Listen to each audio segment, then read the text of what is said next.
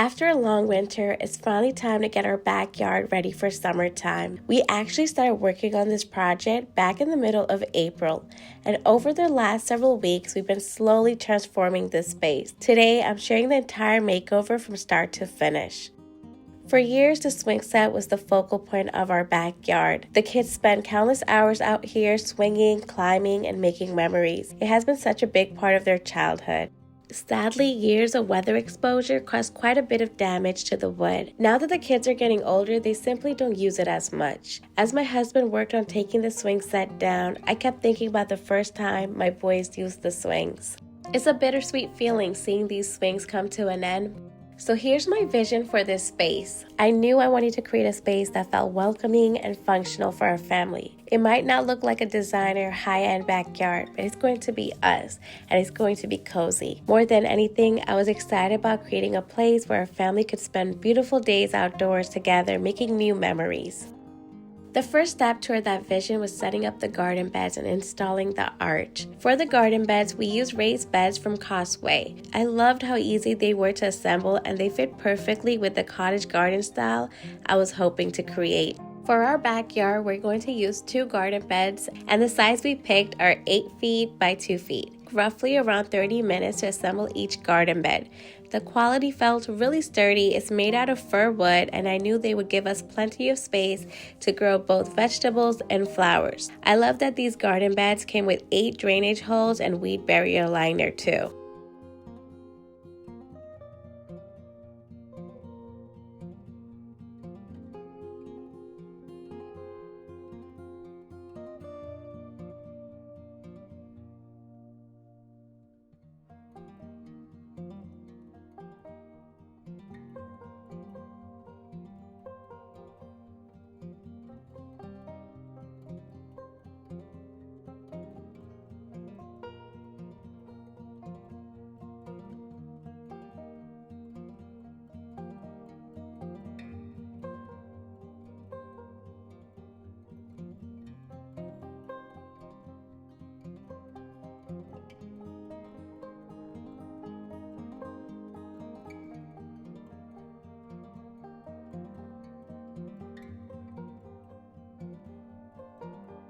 We also got our garden arch from Causeway. Our arch is made out of fir wood and is 7.5 feet tall. The wood quality on this garden arch is incredible.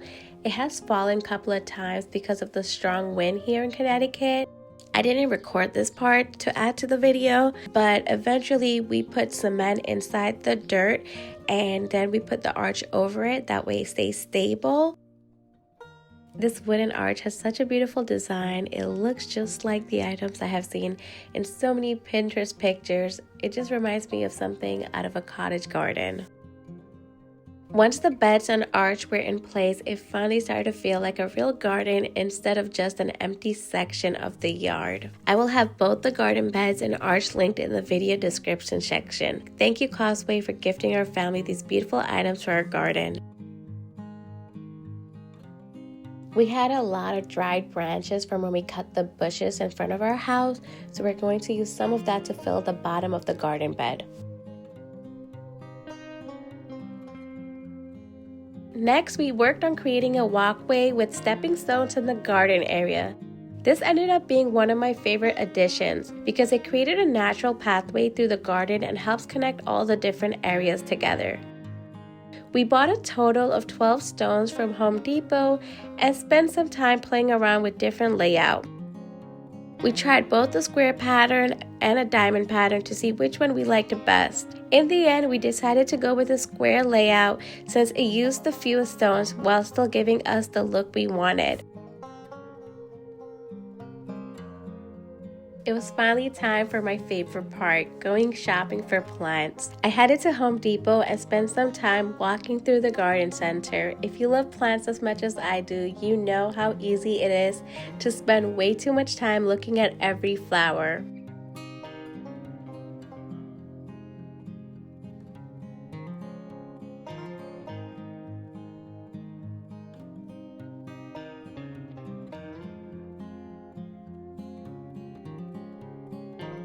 And here's a look at what we picked up from the garden center. A few days ago, I picked up a couple of other plants from Lowe's, so I'll be adding that to my garden bed too.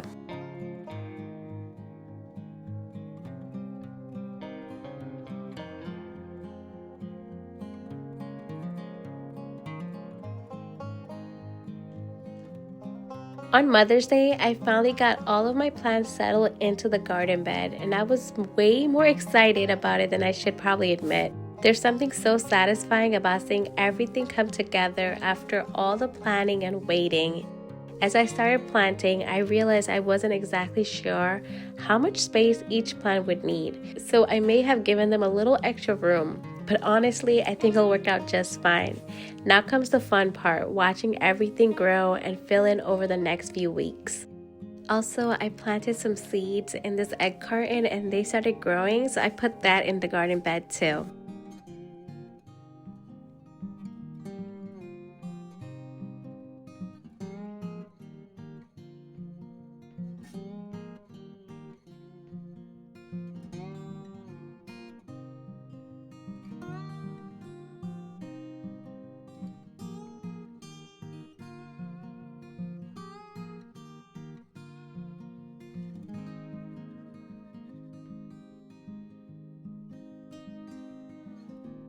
I thought I would share with you guys the items that I picked up for the backyard.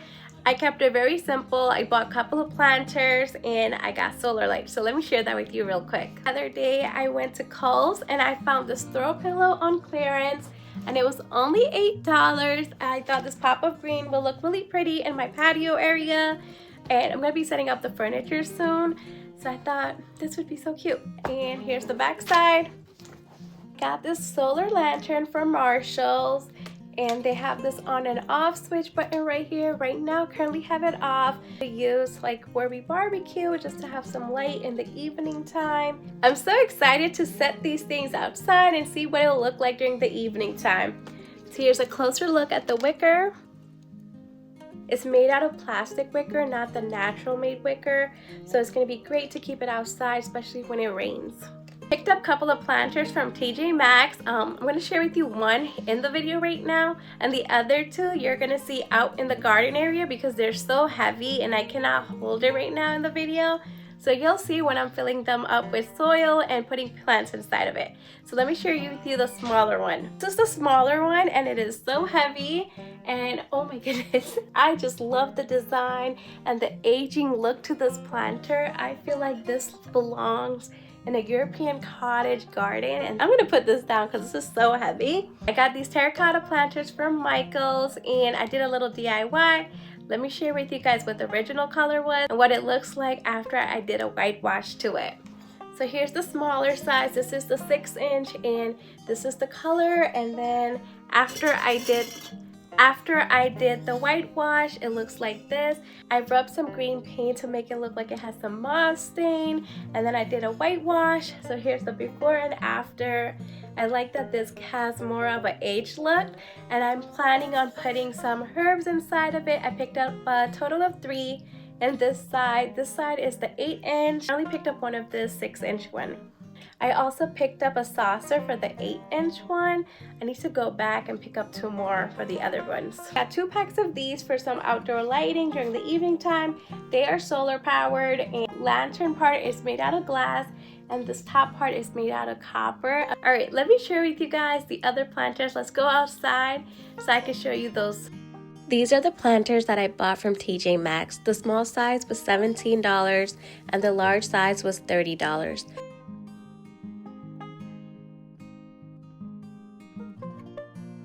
The planter on the other side of the garden bed was marked down to $13 only. I love the texture on all 3 of these planters. I ordered climbing roses from Heirloom Roses website and they just got delivered today. So we are going to plant them right next to each side of the garden arch. These roses should bloom in a light peach cream color. These roses are from Dave Austin Rose Collection, and I'm really excited to see how they will bloom in my garden. I heard so many beautiful things about Dave Austin roses, so really excited to see how they will fill out the garden arch over time.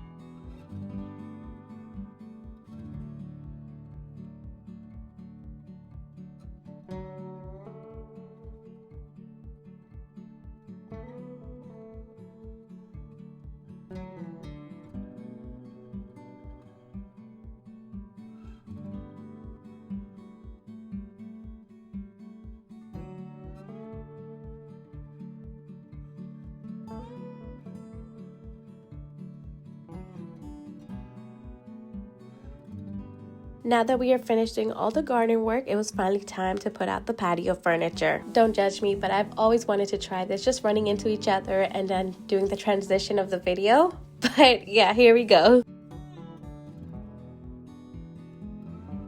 Our outdoor furniture is a little over 5 years old. We bought it as soon as we bought the house. Nothing here is new, so we're just reusing what we have.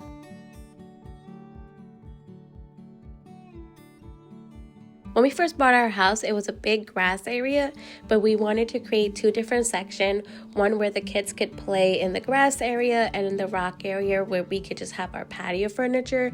When we first did this rock area project, we did not know anything about outdoor projects. This was like our first attempt to do anything outdoor.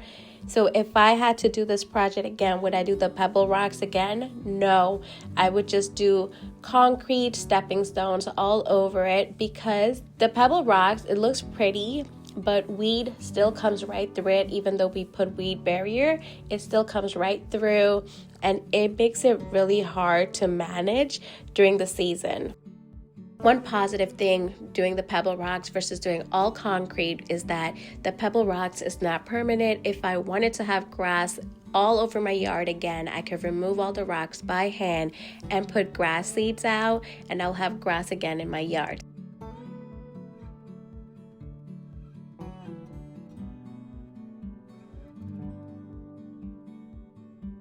After we put out all the patio furniture out, I got sick, so my husband took over and he worked on cleaning all the cushions with a power washer while I just sat there and watched him. So I did not show how I decorated this area, but I'm going to give you guys a final look at how our backyard looks now. Here's a look at what our yard looked like a month and a half ago, and here's a look at what it looks like today.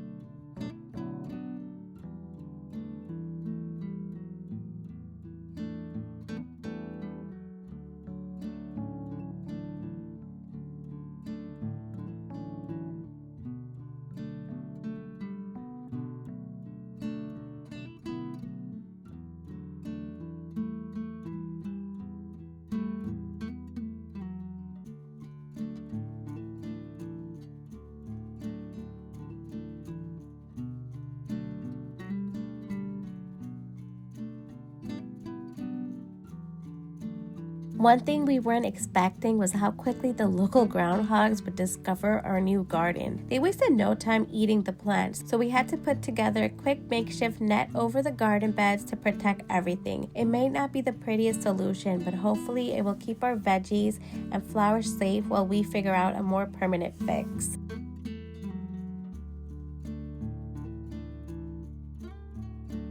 I honestly couldn't be happier with how everything turned out. Here's an evening view of our garden with all the solar lights on.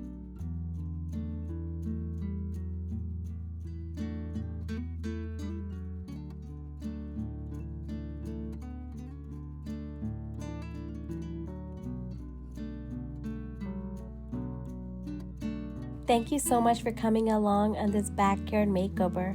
If you enjoyed today's video, don't forget to subscribe. I'll see you in the next one. Bye for now.